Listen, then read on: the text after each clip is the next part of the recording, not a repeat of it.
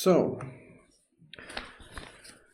welcome everyone. Thanks for joining the stream today.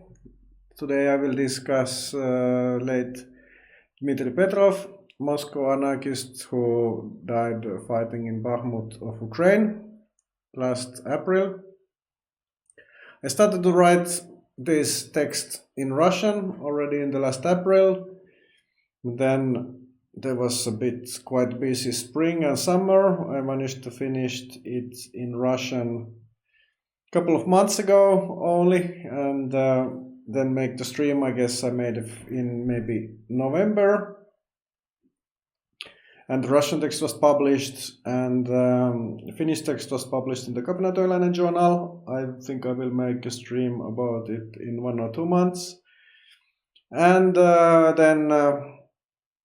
then now is the time of the English stream.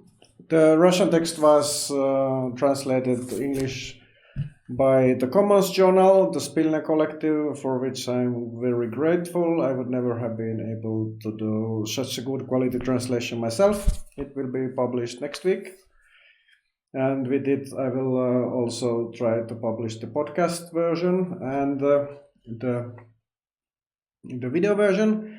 But for those who are joining the stream, you are welcome also to ask questions and comment in the chat if you feel like. I think I first will retell my text as usual, and then if someone would like to discuss, we can have some discussion also. So Dmitry died 19th of April. There was some unknown stuff. Actually, I have to make a clap at this point so that I don't forget to make some to synchronize the sound and the text. But yeah, Dima is contributed a lot for the anarchist movement in Russia and also in Ukraine. We didn't meet so many times during the last years, and we're not connect like super often. So it's possible that he has changed some of his views. We were more in some common projects, maybe between 2005 and 2008 or 9. And of course, we were from time to time meeting each other in Moscow in some common struggles even after that until 2012, but after I was deported from Russia, I didn't meet him so often. So now I'm mostly talking about his early activism during Dima's teenage years and early 20s in Moscow. Much more about his activities has written after that. His comrades have been commenting his participation to Maidan protest in Ukraine, and also how he was attempting to organize the anti-authoritarian regiment in the war against Putin in Ukraine. But this part I don't know so much, and I also don't know so much about all of his activities in Moscow those years. I've been mostly discussing those which I know now. So this is more or less, this is additional discussion on what was published in the final message of Dima, and also in the obituary which was published by the BOAK, the fighting organization of Russian anarchists. And Dima, of course, he was mostly a person of action, not so much a theoretician of anarchist movement, even though he had a PhD degree from the university on some folkloristics. I don't know what this is exactly in English. Might be also anthropology equivalent in the American universities. But yeah, he was mostly doing stuff in practice and writing practical declarations with the simple thing. He was not trying to, most of the time, to write kind of fancy theoretical texts.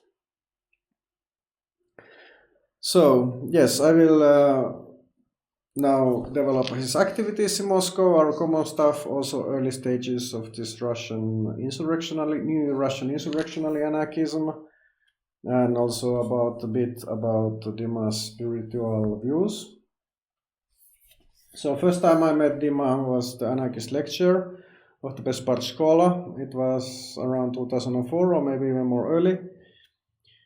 Dima was at this time like 14 or 15 years old, and he was very quiet and very serious guy. Just a metalhead. He has had some metal bands patches all around. And his character later changed. Just a few years later, in his late teen, he already became this kind of very happy and positive guy. He was after that. Always, like everyone can say that Dima was pretty much always, or at least most of the time when we met him, he was in a good mood and always ready for some struggles. Originally, we called him Dima Metalist, which is like Dima Metalhead. But already a few years later, maybe around 2006, in the Moscow scene, he became called ecologist, that is environmental activists, because he was talking a lot about environmental topics, wanted to be involved in environmental struggles. And this pen name we was called like this in Moscow ever since.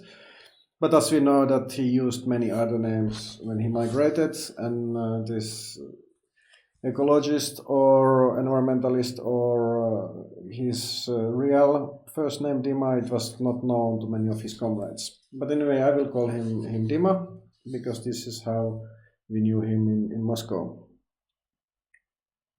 So the BOAK, the fighting organization of the anarchists, they described his activities. It was very good summary of his activities. But even, for example, they discuss about his joining the struggle against the garbage burning plants in Moscow and this kind of urban densification, which was a big struggle in Moscow before the 2008 crisis. Was basically struggle to preserve the public parks against various commercial development projects. It was one of the main social movements in Russia those years. Dima was involved in it, but even before that, he was actually involved in attempts to join or to create a grassroots student union. And this is actually one, I remember the first action I did with Dima, and I was a bit actually surprised and happy that I found the report that Dima made to blog that he made back then. So we went to the Moscow Pedagogic University. We chose this university because it was not our university, so we would have less trouble if we had a problem with the guards, because Dima was studying in the Moscow State University, I was studying in the People's Friendship University. I think there was one or two other guys with us, but I don't anymore remember who joined us, unfortunately. So, and we were just handing the leaflets, and there was also a paper called Heretic, which was back then in kind of student paper published by a couple of anarchists. Eventually it was more linked to the anarcho-syndicalist group, but back then it was separate from any existing group. And we were handling this paper, and the security came around and they immediately called the cops. I decided to escape from the situation, so I just walked away quite discreetly. Dima decided to have an argument with the cops, so they were just arrested him. He was held in the police station. He was still a minor, less than 18 years old, so he called his parents. And there was lots of incidents like this, even like spreading some leaflets was pretty much impossible, or handing the papers. So Dima already quite an early phase started to make conclusion how pointless is to engage or try to engage in any kind of legal protest activity in Moscow. But this website for the heretic paper is still around. I will put the link to the blog version, you can check.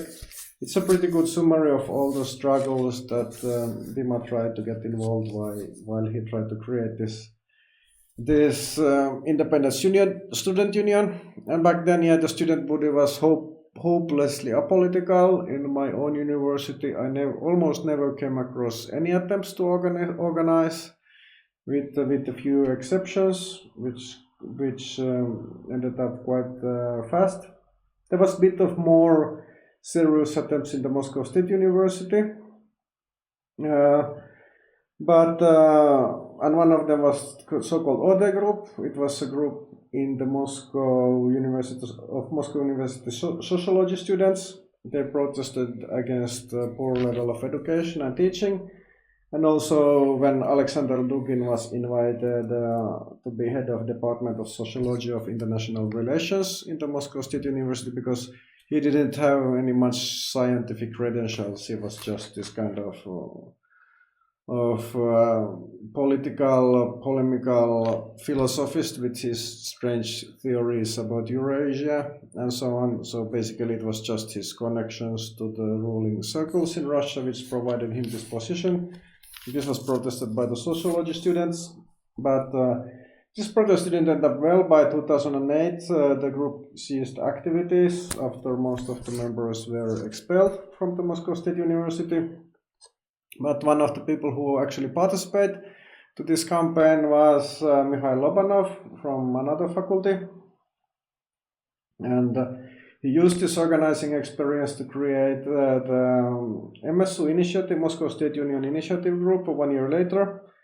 Originally, Lobanov was involved in the struggles against attempts to restrict visits to student dormitories.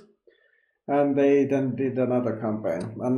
And around 12 years later, Lobanov became world famous because he was one of the candidates in the State Duma elections to challenge the official ruling party. And actually, he got most of the votes given by real persons in the polling booths. But then suddenly there came a huge wave of online votes, which no one has any idea who gave them, who gave priority to the ruling party candidates. So basically, the election, like usual in Russia, was probably falsified. Lobanov was not elected to State Duma, but this was important struggle in 2021. And this struggle has actually its roots, among many other things also, and not directly, but in a certain way, it's inheritance of this Dima's project to create independent and radical student union. But yeah, Moscow State Union Initiative Group, they have a website which is chronicling their history. A bit more was accomplished in Petrozavodsk, which is a city in east from Finland. It's capital of Karelia, in the north of Russia or northwest of Russia. There was a small alternative student union called Altercom, mostly created by anarchists.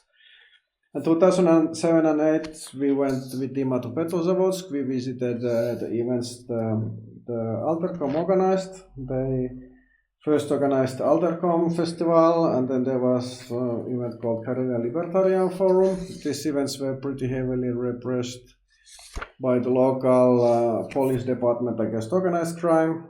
They apparently didn't have anything much more better to do. Apparently there was no any mafia in Karelia. There were just some students who wanted to organize alternative student union, so many of the events basically had to be cancelled.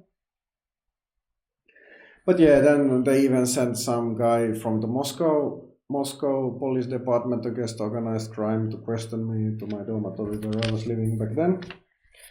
But yeah, there were these hurdles and lots of different, official efforts to stop these alternative student unions, which were eventually successful, but they didn't impress Dima. He found his ideological home in the Confederation of Anarcho-Syndicalists.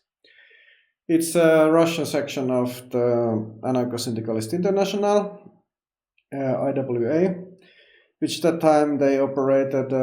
Also, this group used more the label MPST, Interprofessional Union of Workers, which probably because there was no any direct link to any ideology. This sounded a bit more neutral.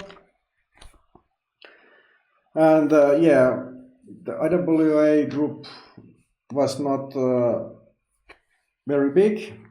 I think in the top they had maybe 6 different local contacts and sections around Russia.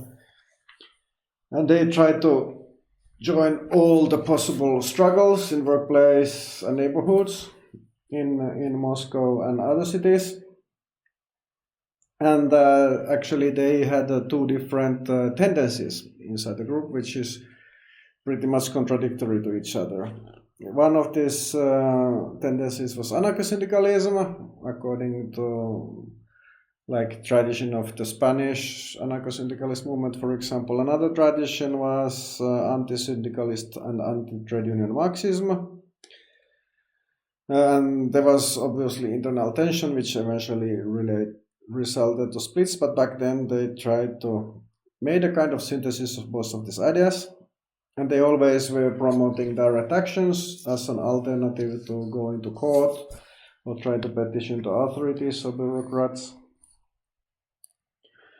And in Moscow, one of the main thing was, like I said, this protest against the densification to protect urban ecology. There is also, I found online there was a funny interview to a paper of cross-country skiing hobbyists or enthusiasts in Moscow region. There was a protest in the Butovo forest against some urban development projects, which was also the cross-country skiing enthusiast got involved, and Dima gave interview. It was with the wrong name, but with his own face, where he is promoting like tree spiking and this kind of strategies to combat urban development projects. So it's also a good example what kind of stuff you could actually say in Russia back then without getting to some serious problems. So the levels of political freedom, of course, these days are, I mean, it's hard to imagine how it was back then. In Moscow, it was a completely different reality than nowadays. And Dima also became kind of a face, or as you can say, or central figure in the image of the insurrectional anarchism in Russia. So, and there was a wave of insurrectional anarchism in Russia between 2008 and 2013, which actually spread to many cities, not only to Moscow. And this wave had maybe 3 sources of inspiration. And probably the main inspiration was the constant lawlessness and brutality of the cops that Dima came up also had to face.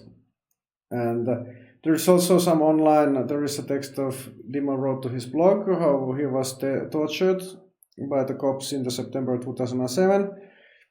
It was another rally against urban development in Moscow. Dima was still a minor, and the cops beat him, arrested him. They were beating him with punches and kicks. They dragged him around the police station by his hair and also put a cigarette to 2 centimeters from his eyes and threatened basically to blind him.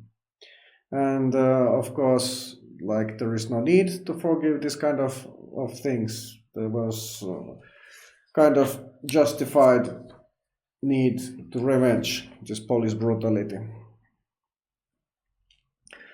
And actually in 2008 there was one of the first successful campaign of Moscow anarchists since perhaps the perestroika time, or at least from in the first decade of this millennium. This was attracting lots of public attention, and the campaign was against police brutality, in particular against police brutality in the Sokolniki police stations, which detained in the beginning of April. There was a group of anarchists just hanging around and having some relaxed time in the Sokolniki park. But some cops attacked them and took them to police station and tortured them there. And there was a big outcry after this mistreatment, even wider than just anarchist circles.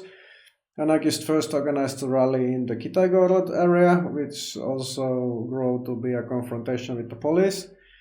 And then later there was also a big march in the Tverskaya Street, one of the main streets in the Moscow center, which was completely blockaded without any police permission, but police couldn't catch the participators.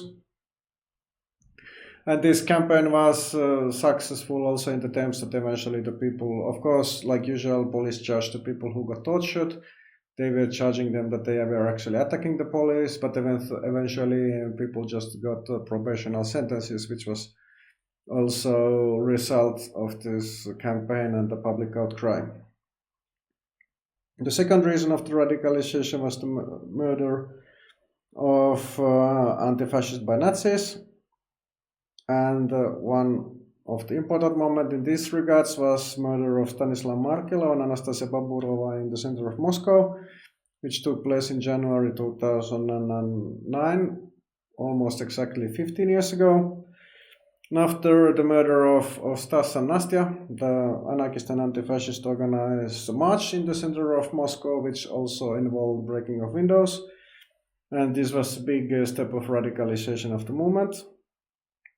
Dima, of course, knew Stas, who was pretty much the lawyer of the anti-fascist movement and taking care of the cases when anti-fascists got charge of something. And also he knew very well Nastya because they were together joining the action in the Yasny Perez Street for the rights of the refugees against the attackers in the previous summer. I was also in the Yasny Proyest protests, so I may tell about this in bit more detail. So the refugees in the Yasny Proyest, they were Georgian refugees from Abkhazia who had to escape Abkhazia after the Georgian side lost the conflict there in 1992. And of course, at later stage,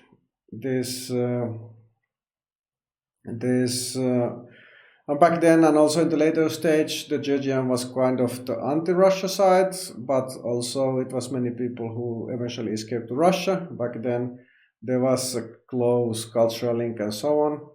So during the war, these people actually the Georgians this part of the Georgians, they didn't end up to Georgia, but they ended up in Russia, and they were refugees in Russia, and they live there ever since. Probably they live still in Moscow. This was in southern Medvedko, it's a northern part of Moscow. There was a former dormitory of the Smena garment factory. I don't actually know what happened to the garment factory. Maybe it bankrupted in the 90s, like most of the textile industry. So the refugees were settled there, but then authorities gave this dormitory to the prison administration, who wanted to have some flats to their workers. And they were supposed to evict the building's tenants, and already in 2004, like 4 years before, there was a conflict, but when the prison workers established a checkpoint inside the dormitory, but the refuse managed to get this checkpoint out. But then again, 4 years later, the situation got worse. The prison administration, they got some court injunction to remove some families. But like it can happen in Russia, they decided not to call the cops, or cops were not interested to help them, so they wanted to evict these families themselves, which was of course illegally. So there was basically just a few dozen thugs, or actually according to Dima's report it was up to 60 thugs. These were maybe some prison workers, maybe their friends, maybe just some hired mafia guys who came to do this eviction, and there was some fight during the night between 24th and 25th of June in 2008. And in the beginning of the struggle, these thugs managed to kick the tenants from the third floor, and they put new doors. But the next night we came there. It was actually, I think it was Maoists guy called Bietz, who had network with the different struggles of tenants in Moscow, especially dormitory dwellers, and he then tried to get the different radical left people there. So we went there to guard at night because we were expecting another attack, but in the morning most of us left. I don't remember what business I had to do the same day, but anyway, I left from there. And then the tenants heard when the Gopniks were paid 7,000 rubles for their services, and they left. So the tenants, the refugees promptly went back to another floor, and they put back the door that was closed. So the door that was put there, the tenants removed it. So then in the afternoon the battle resumed, of course, when the mafia thugs understood that it's not over, and they came back, and Dima and Nastya and also like 13 other anarchists, they came to support the tenants, or anarchists and anti-fascists, they came to support the tenants. So there was a melee fight outside, mostly throwing rocks, not close combat. But then anarchists had to retire because they were overpowered by the tenants. But also tenants said that this was useful moments. It gave them some rest during the fight. And later on, Dima and Nasti got arrested in the same neighborhood. And also they got fined. But eventually then, the tenants and the Ufsin, they made some temporary ceasefire, which then lasted at least some years. I don't know what's the situation since then. But they managed at least to get the second floor completely from themselves. They had to leave the third floor. Dima wrote an account which can be read also from the archive of the Syndicalist website.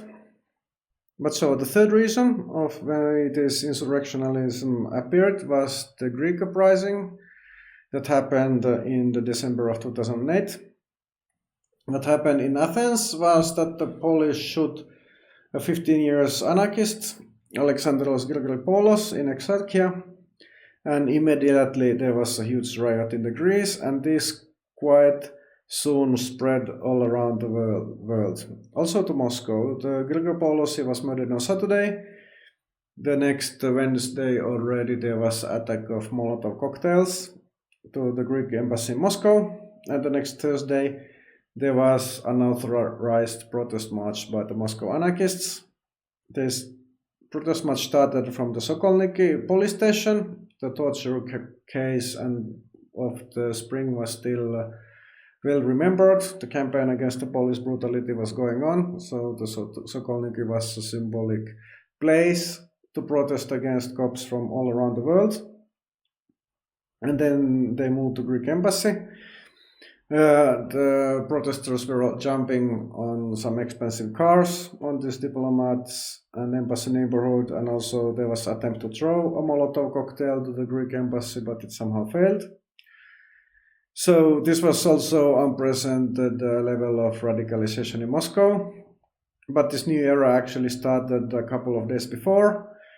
Already in the night of between November 13th and December 1st, the Moscow anarchists attacked three urban development projects, I think in the southwest of Moscow.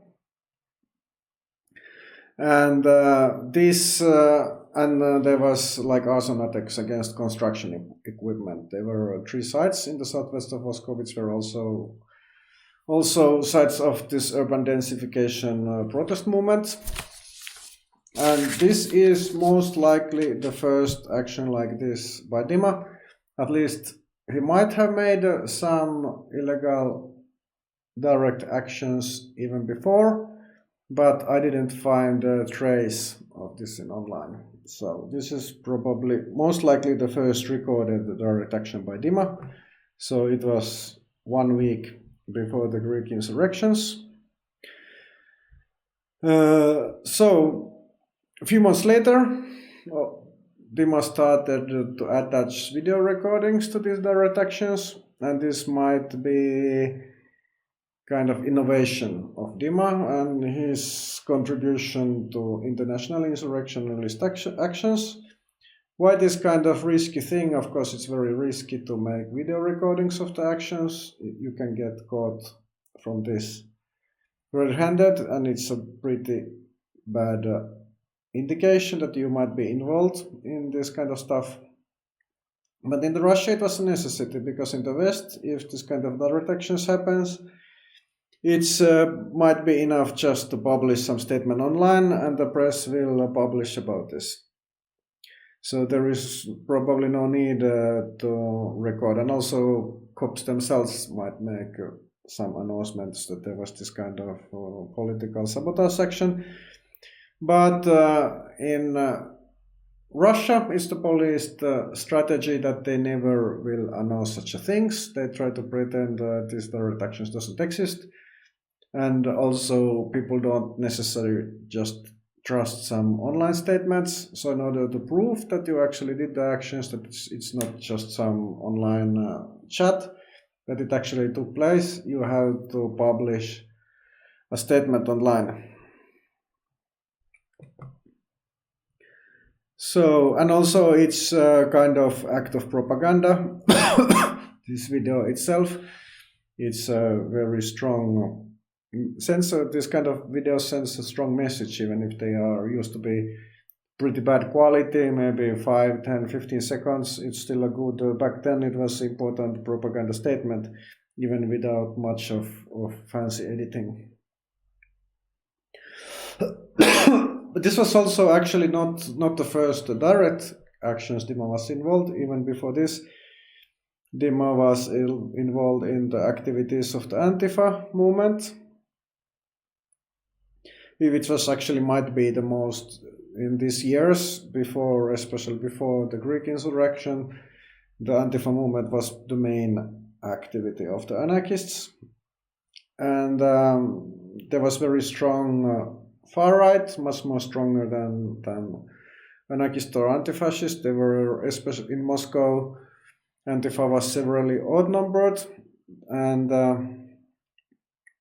Dima was joining the group of so-called Kostolom gang by Ivan Hutorsky.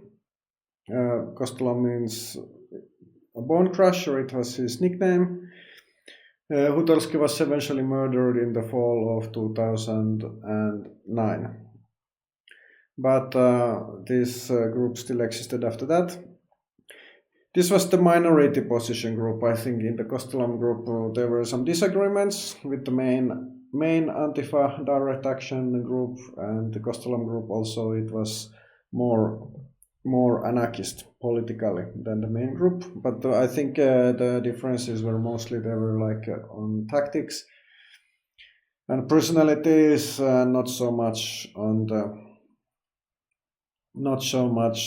the political level. And there was some tension between the groups, but eventually both of them were friendly terms, and Ivan Hutorsky was, of course, respected by both of the groups. This main group, so-called main group of Antifa, it was centered mainly around Fyodor Filatov, nicknamed Fediai. He was also murdered in 2008.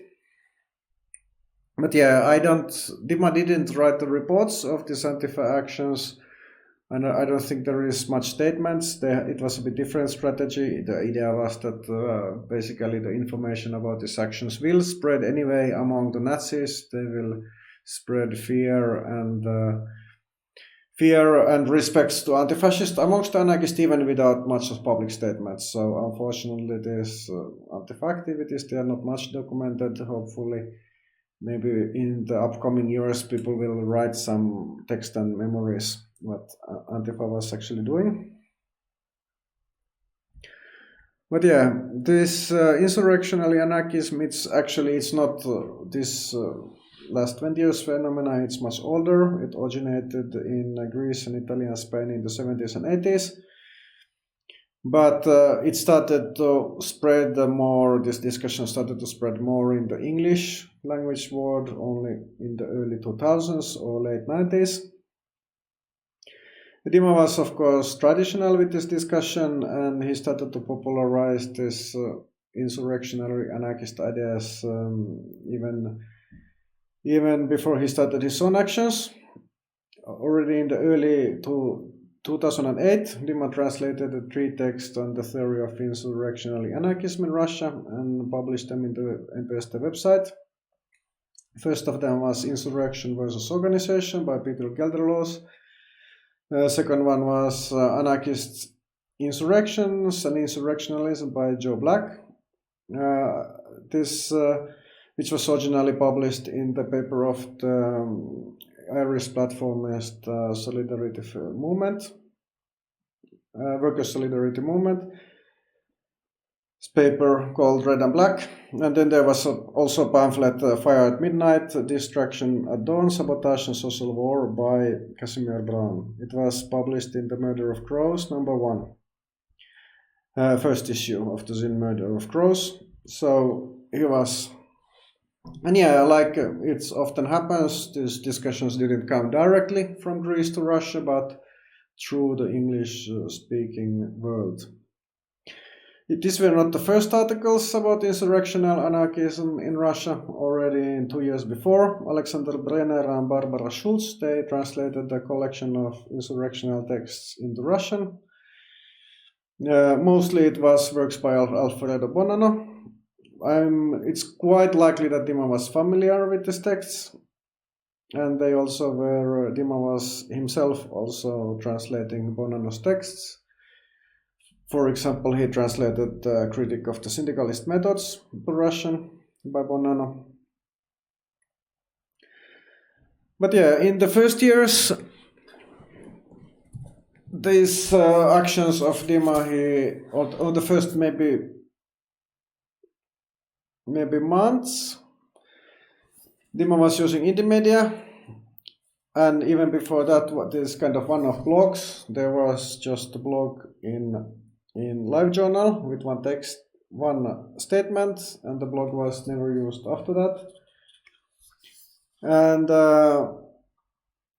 later on, then, especially with the demise of the Russian indie media, there became a need for a new kind of information hub, and Dima established the Black Blog website. And the last action, Black Blog website, it was active, I think, until maybe 2090s, but the last action published from Moscow in the Black Blog website was attack against police station in the Moscow region in the night of February 19 and 20, 2013. So this... It was around 4.5 years, this wave of insurrectional anarchism in Russia. So, and it's quite a remarkable feature from Dima and his comrades. During more than 4 years, they were involved in this kind of urban guerrilla campaign in Moscow, almost on a monthly basis. Sometimes even on a weekly basis. Moscow has at least 50,000 cops, and besides this also various private security and lots of surveillance cameras, but Dima was never caught, and obviously this means both a very good security culture and also luck. Even Duruti was arrested in France for his underground activities, but Dima was never caught. Of course, and this Duruti was caught also in much before the time of all this total surveillance, CCTV cameras and internet monitoring. Also, on the other hand, obviously, Duruti and the anarchists, they were considered much more serious threat to the state security than the Russian anarchists were considered 15 years ago or 10 years ago. But on the other hand, also because of actions of Dima, police started to take anarchists more seriously. There are some questions I see in the chat, but I will discuss this in the end of my text. But yeah, in 15 years ago, the security services, they took much more seriously Islamists and the far-right nationalists, also National Bolshevik Party, even through the most radical and serious action of the National Bolshevik Party. It was when they occupied the administration of Putin, like president's administration, and they throw out a picture of Putin from the window. Because of this, they got very heavy prison sentences, I think up to 5 years. And some of them were even killed by the cops, like maybe not intentionally, but cops just used to jump them at their homes to arrest and beat them a lot. And a couple of them were died because of these actions, which were pretty harmless and symbolic. So eventually, after this wave of direct actions, police started, and also because of the Antifa activities, police started to regard anarchists more seriously. And this was also, a consequence of Dima's activities. So, I will discuss later maybe reasons why this wave of direct actions came to end. But now I wanted to say a couple of words about Dima's ethnicity and his religion. And this is maybe something that Dima himself wouldn't prefer me to discuss, because he didn't want to go back to these conflicts.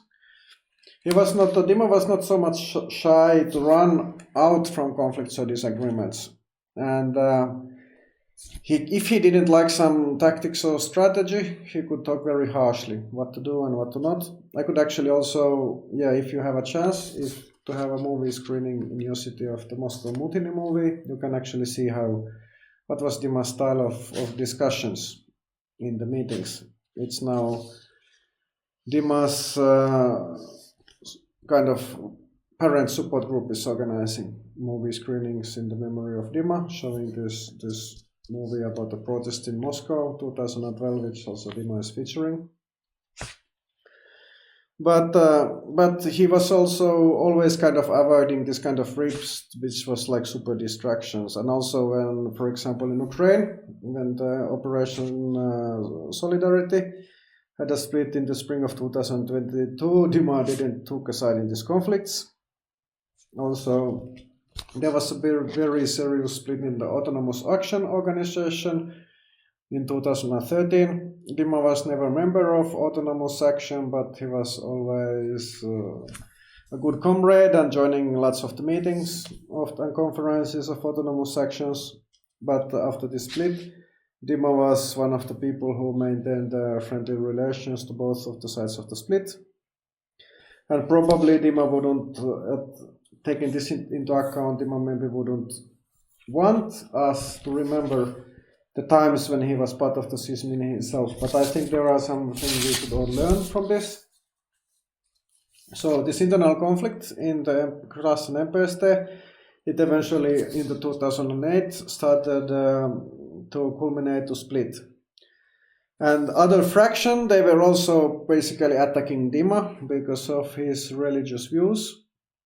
And they were basically accusing Dima that he's a nationalist, that he's a Volkist, because of he was a neo-pagan and he was following Russian neo-pagan religion called Ronnoveri. And already like 15 years, I haven't discussed with Dima his religious views, so there might be some evolution on his thinking. But also, he didn't talk this religious stuff so much more the recent days. But also, I think there are some messages that he was eventually sending. For example, in his last message, he was sympathizing that he's a Russian, and this means that this ethnic identity of being a Russian was still very important to him. And yes, this if you are not so much common with the Russian neo-paganism, this Ronnoveri is a tendency who is basically building of idea of being a distinctively Russian ethnic religion. But so this and when I showed this text to friends of Dima, many of his friends confirmed my analysis that Dima actually went to Russia, not spite of him being Russians, but because of he had this strong Russian identity. He think that this imperialist war, that it's a shameful for Russia and all the Russians, and it was in this way it was his personal responsibility to wash away the shame with blood. I don't think that Dima ever believed that all the Russians are collectively guilty. He was against this concept of collective guiltiness, but it was his personal responsibility as Russians, as to fight against the Russian imperialism. And I think it is his choice that he made, that he risked his life and eventually lost his life fighting Russian imperialism. I think it's a result of his ethnic identity and his religious views. I don't think this Rodnovery religion is completely free from any problems. I think there is obviously some problems in this Rodnovery practice of tying religion to ethnicity, taking into account how basically ethnic groups they sometimes seem to appear and disappear in a time span of just a few hundred or thousand years, whereas religion usually is understood as something eternal. Well, not always, but quite often the idea is that the religious is some sort of a constant universal thing that ethnic groups certainly are not. But it's obviously that Dima was not nationalist in the sense that socialists and left are criticizing nationalism. He was not any kind of extreme nationalist. Always in these key issues, he took the right position. He was always against all the kinds of ethnic discrimination. He always denied that there would be any kind of superiority of some ethnic groups over others. He was always against formation of nation states. He was always first to defend refugees and migrant workers. I already told in detail about the struggle for the refugees in the Yasny Proyas dormitory, but besides this, he also was joining the defense of migrant workers in 2009. And actually in this front, I think he has more credibility than almost all the anarchists who ever accused him of being nationalist. From all the anarchists, it was Dima was drawing from Rudolf Rocker to support his position. Obviously, Rudolf Rocker might be, or I would say that he is the most important or main anarchist theorist of nation and ethnicity. And there is no way that someone could accuse Rudolf Rocker of being a nationalist. And he was publishing in his blog a translation of Rudolf Rocker about what's the difference between nation and the people, which I will link to this text. I actually have not found the original text of Rocker. Maybe someone can figure it out from the translation. So with all the other projects, his early project between 2006 and 2008, Dima was running Pagan Antifa forum. And this Dima's idea or attempt was to reclaim this Rodnover relation from the Nazis. In Moscow, Antifa used to attack Rodnover events. One of the most notorious and biggest anti-fascist action was against the big celebration in 2005. Dima also, he was not only limiting his activities to the online activities. There is already in 2006, there is Dima's report on attack against some Nazi metalheads and leafleting in the Nazi metal concerts for anti-fascist black metal. But this project was not successful. He had more sympathizers in his forum, but he was pretty much the only Rodnover in the anarchist and anti-fascist crowds. But his project was greatly angered by the Nazi pagans, even though they were never able to catch the creator. I think these ideas, they came from black metal. Dima was a huge fan of the extreme black metal music those years. Like everywhere in the world, also in Russia, a big segment of the black metal fans are ultra-right. But there are also some libertarian representatives in the and with libertarian I mean libertarian socialist people in the black metal camp.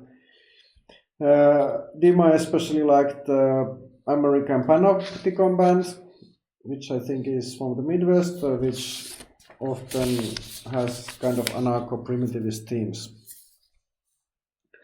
And for me, yeah, the Dima's practice, it was always for me. Like, I'm not a spiritual person myself. I wouldn't care less about whatever happens after death. But for me, Dima's practical actions, they were always enough of evidence of what is his side. And basically his spiritual life or whatever spiritual ideas anyone would have, it's none of my business. I don't think it's any of my business.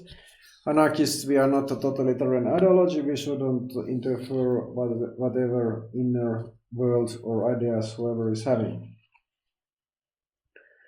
And at least the anarchist movement from the time I was living in Russia between 1999 and 2012, I met different kind of anarchist Christians, anarchist Hindus, anarchist Buddhists.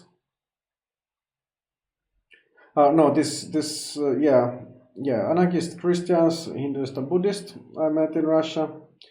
And in the general, the proportion of religious anarchists in Russia, they are much more.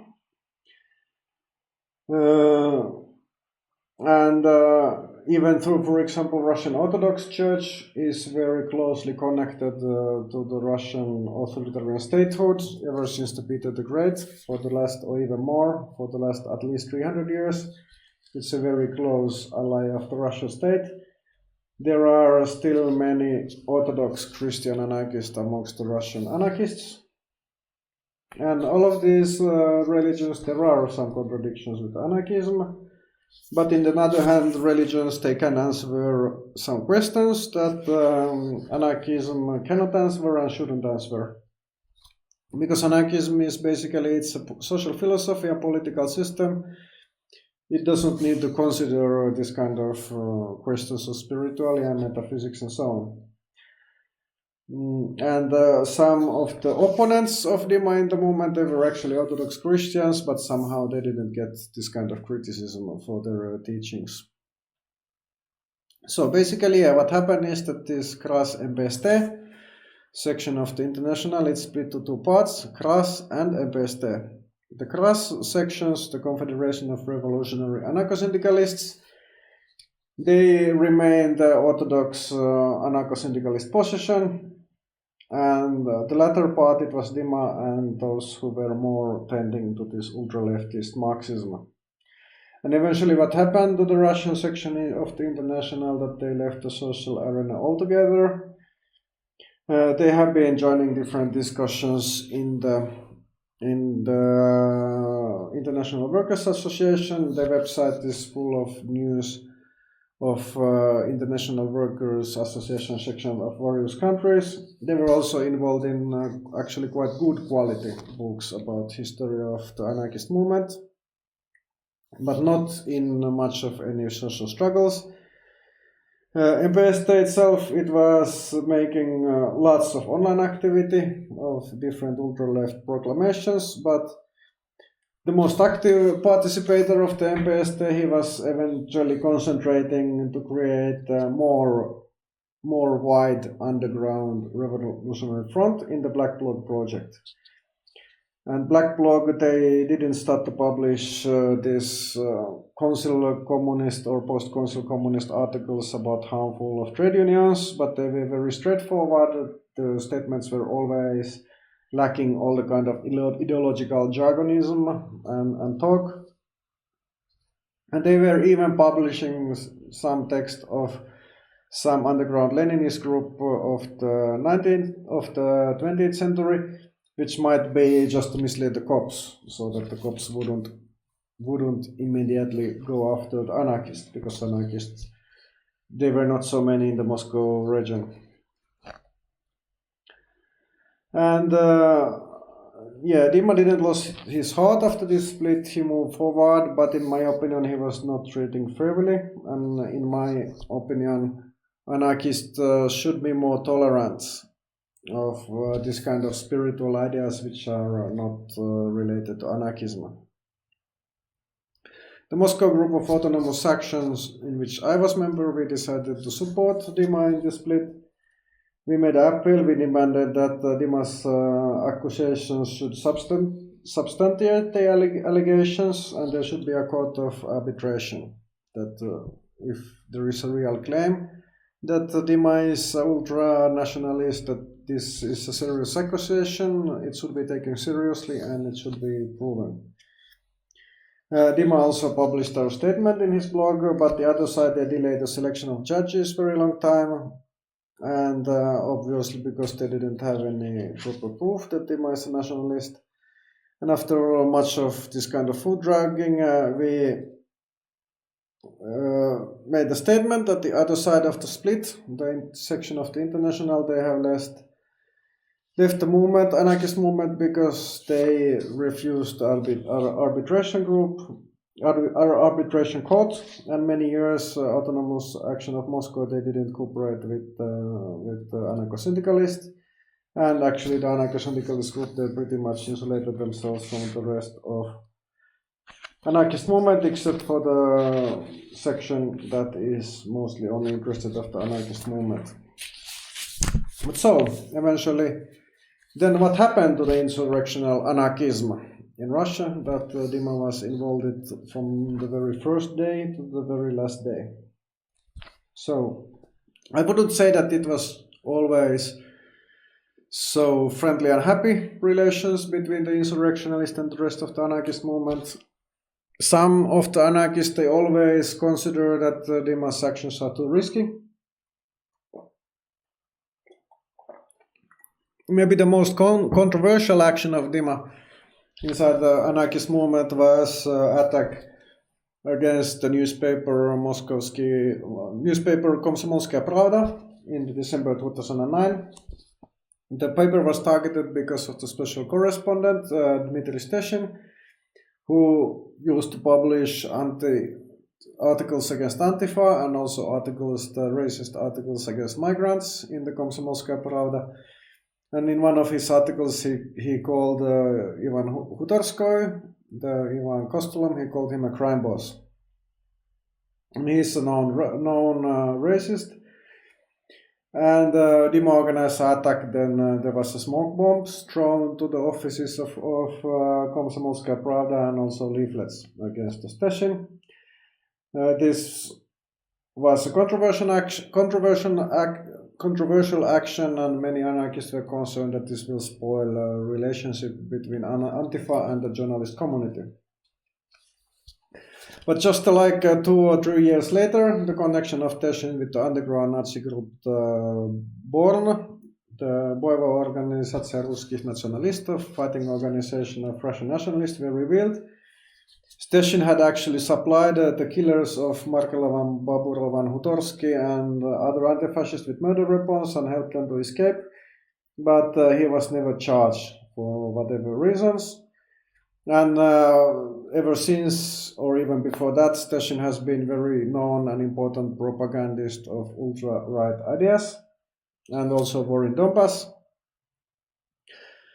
And there was also not much backlash because of the Komsomolskaya Pravda attacks. There were some journalists that were sympathetic of Antifa, and they were very concerned that this attack will discredit Antifa and the journalists will start to write more negative stuff about Antifa, but this never happened. There was no such a backlash.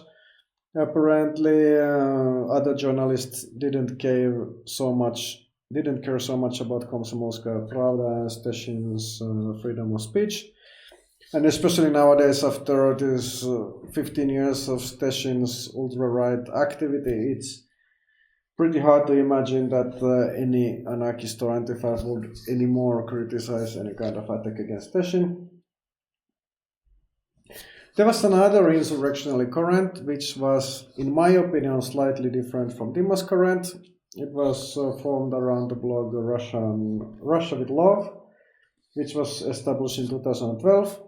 I think this tendency in this Russia with Love blog, it was a bit more close to the Western insurrectional anarchism, such as Italian Informal Anarchist Federation or the Greek Conspiracy of Fire Nuclei.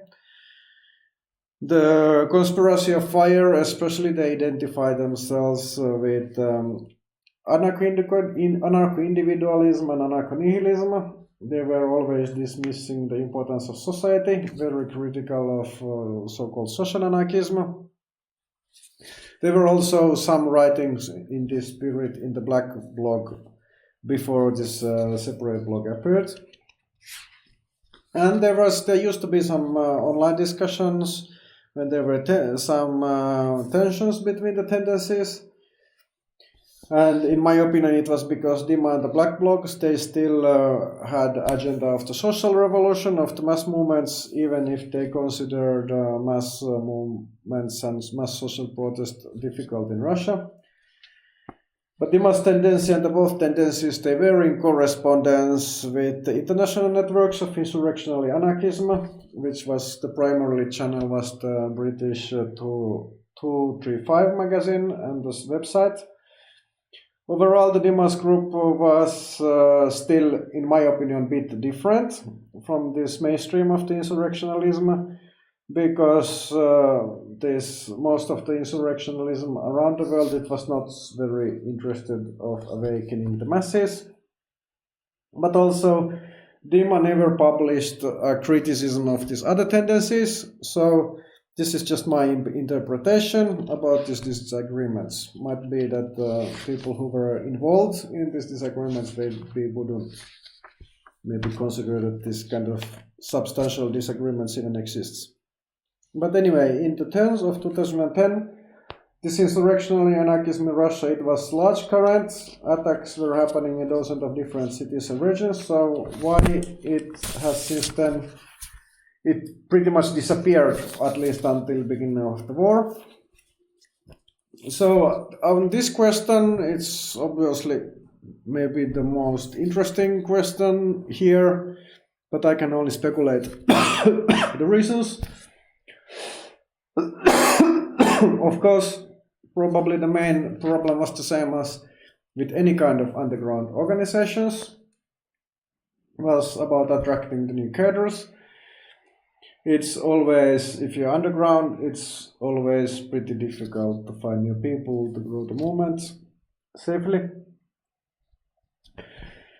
But yeah, it might be the one reason, but also there was increasing pressure from the side of the authorities, from the Federal Security Service FSB and Center for Combating Extremism, the so-called Center A. They never managed to catch anyone, but there were many close calls. There was, for example, the case that the Center A, they had an ambulance near the house of a young girl who was alleged to have a contact with insurrectional anarchism, and then they attacked the girl, trying to put him to this ambulance and arrest. But the girl was fighting back with a knife, managed to wound one of the attackers. Eventually she got arrested, but this was such embarrassing history for the cops that they never even charged her with anything. And it might be that the problem of increasing pressure and the recruiting cadres was the reason why Dima eventually returned to a bit more open activities, especially to support the Kurdish movement. And also one of the reasons is that the insurrectional anarchists, they were also losing media platforms. All the Russian indie media sites where the insurrectional anarchism used to publish the statements, they were closing down. And also around the mid of 2010s, the last decade, the autonomous section had to decide not to publish these insurrectionary anarchist statements in order to avoid being blocked in the Russian Federation. Now, of course, already soon after the start of the war, The autonomous section website is blocked, but also publishing insurrectionary statements might create more serious problems to people who are still active in autonomous section and remaining in Russia. So there is no anymore much of space to this kind of synergy and coexistence between overground and underground anarchist activities like 5 or 10 years ago. And this might be one of the factors that influenced the decline of the insurrectional anarchism. Obviously, it's a minor fraction, but it may play some roles. But yeah, obviously, in the early 10s, the masses were not ready for this kind of radical actions of insurrectional anarchism.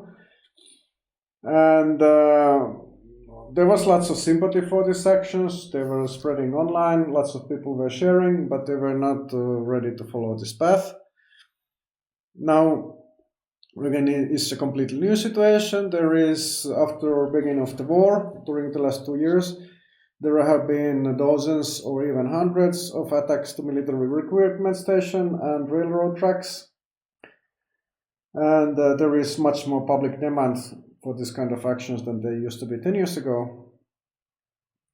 And this is actually a recurring theme in the Dima's life. He was always ahead of this time, both while he was involved in the student activism, which eventually became a real movement, and also with this radical direct action. In both of the cases, he was 5 or 10 years ahead of his time. So, what are the main lessons of Dima for us? The final chapter of this talk, which is maybe a bit too long.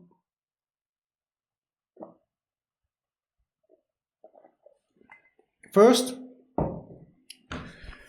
the first lesson is that anarchist movement should be more tolerant towards the spiritual life of its members.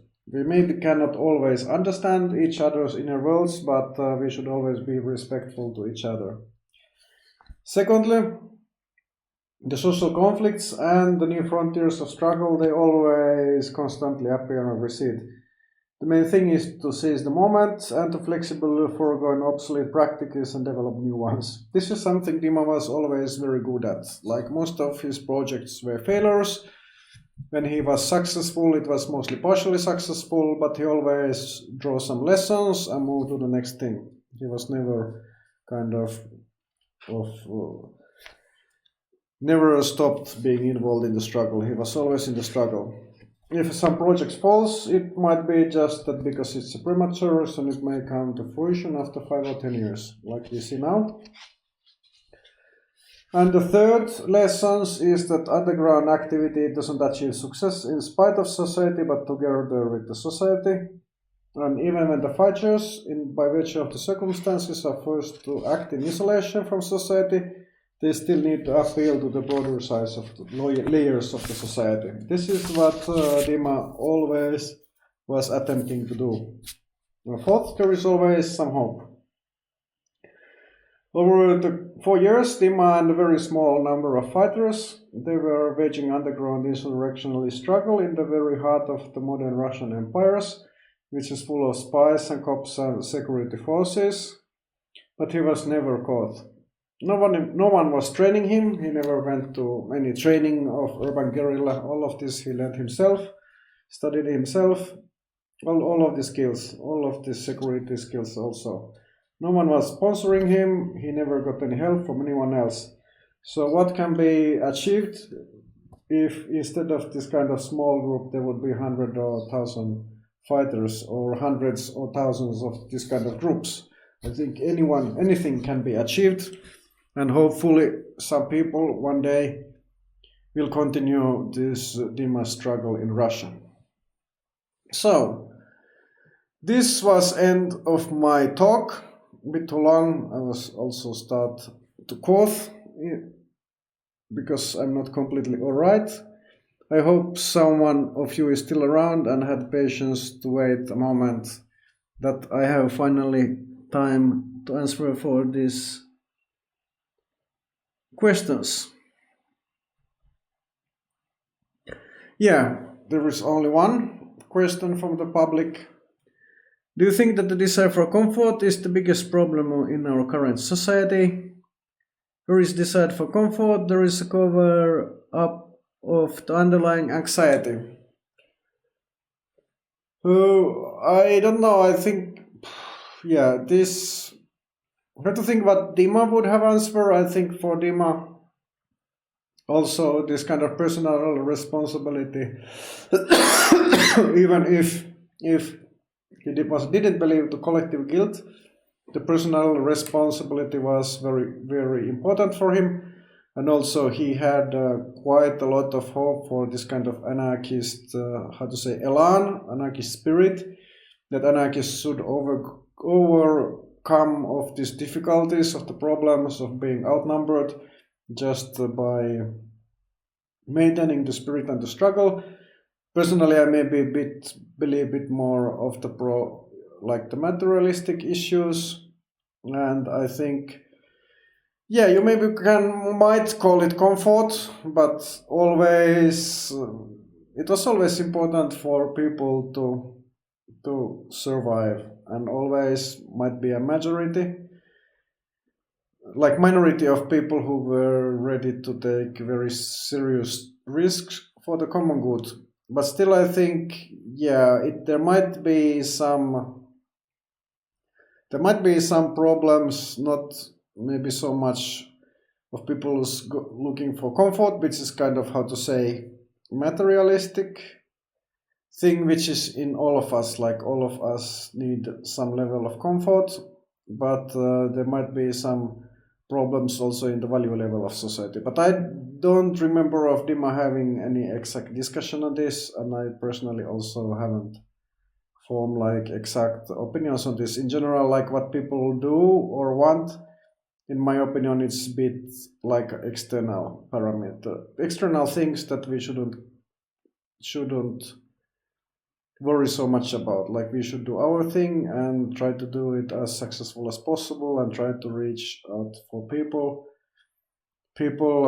for some common struggle. But anyway, this was maybe a bit off topic of the thing, but anyway, thanks for the question. I think this is end of our recording, end of the thing. I don't know what's actually next English speaking thing. I would like to write about another comrade, and to talk about another comrade, Maxim Butkevich from Kiev, who has been already more than 1 year a prisoner of war. He is an anarchist veteran, also a supporter of migrant struggle, who has been arrested in Russia for more than 1 year, and I also know him for more than 20 years, so I would maybe also like to discuss him, but I don't know when this text will be ready and when it would be published in English. But anyway, I hope that there will not be too much delay until my next English language stream. But thanks for everyone who joined this time, and hope to see you next time.